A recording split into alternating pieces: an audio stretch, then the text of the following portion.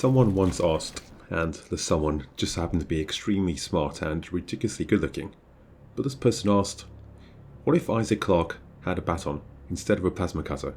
What if Isaac wasn't on the USG Ishimura and he was instead on a moon? And what if Dead Space wasn't Dead Space? Well, the answer is quite simple really. Isaac Clarke could be Jacob Lee, and Dead Space would be Callisto Protocol. Callisto Protocol had a lot of hype to live up to. Former Dead Space dev Glenn Schofield, a massive budget, and the idea that this is the Dead Space 3 we never got, but always wanted. In the end, Callisto Protocol didn't hit its sales targets, costing the publisher a lot of money, but also costing Glenn Schofield his job, voluntarily leaving Striking Distance Studios in September 2023. But does this make it a bad game? Did it overpromise? Did it not deliver? Is it fatally flawed? I don't have as much spare time as I used to, but whenever I did have some spare time and I wanted to play a game, Callisto Protocol was high on the list. But why? Before I discuss what made me want to play it, let me tell you about the way the game did its best to dissuade me. Checkpoints. A checkpoint system for save games can and does work. However, in Callisto, they often felt as though they were placed in the wrong location. One pet peeve is that a checkpoint would be before a reforge station. Think a vending machine for upgrades, ammo, and so forth. I'd use the reforge station, sell items, upgrade my weapons, buy a health pack. Around the corner would be a big set piece, in this case, the tram platform ride in Chapter 6 taking me to the colony. I died multiple times here, and after each death I'd have to go through the process of using the reforge station. Eventually I stopped bothering and just ran straight to the platform. This is one example of many. In another, I triggered a checkpoint, died 30 seconds later, and upon reloading the save, I realized my progress through a secondary path hadn't been saved. Again, just ended up not bothering to do that part again. I much preferred the manual save stations in Dead Space. They were still dotted around so I couldn't save whenever I wanted, but at critical points I could, and it worked well. Another issue is monotony of combat. Compare this.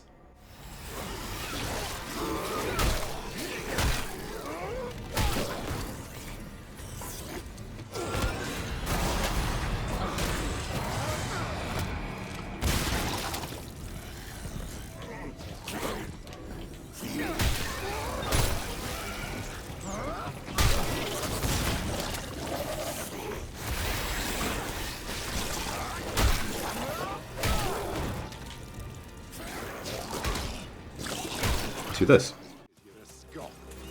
We got one. I will die.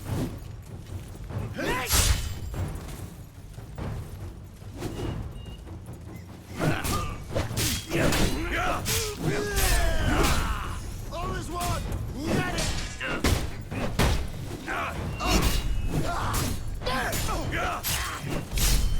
Hades awaits you.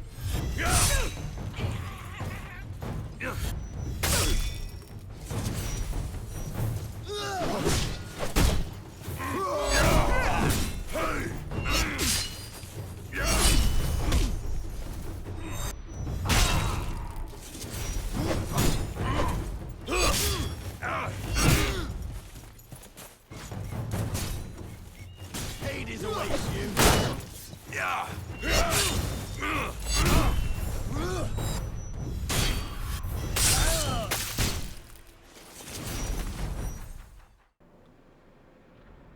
Now, before you start yelling at the screen, I know Callisto and Rise are different games, but the melee combat in Rise is snappy, responsive, and satisfying in feel and visual feedback.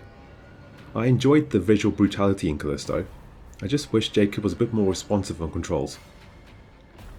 The combat itself also lacked a certain dynamism. It had the typical trope of enemies standing around you, waiting their turn before attacking you. Rise has multiple enemies that will engage with you, and the fact you can snap straight into a block is very satisfying in much the same way, and I'm getting off piece here, but in the same way active reloading gears just added something to combat. Callisto needed something to spruce up engagement in melee combat above the visuals. Yes, it has the gun combo, but that is partly exciting, beyond the visual aspect. I'm seeing a theme here. Visuals, visuals, visuals. Some other peeves. I would have liked more enemy variety.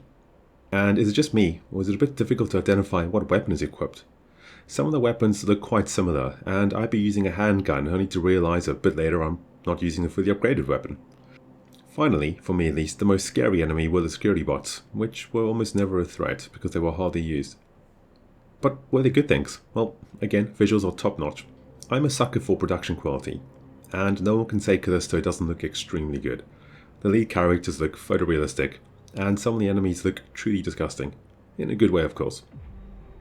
Visually, the levels themselves are extremely detailed. Level design is quite straightforward, however. You generally have a main path with a secondary hidden path. This alternative path generally brings you towards either a bit of lore or some extra resources, and is always worth hunting out. I never got lost or didn't know where I was going.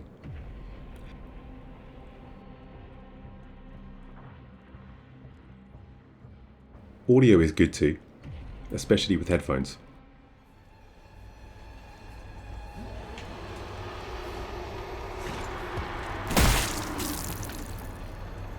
It's quite enjoyable to hear something moving in the pipes or under the floor, be able to follow the noise with your ear, and see an enemy pop out from a ventilation cover.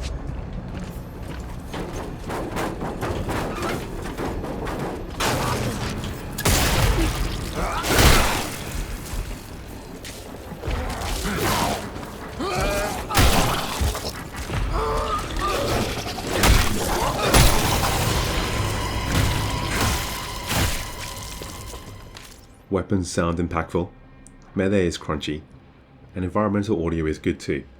Just don't expect any music in the traditional sense.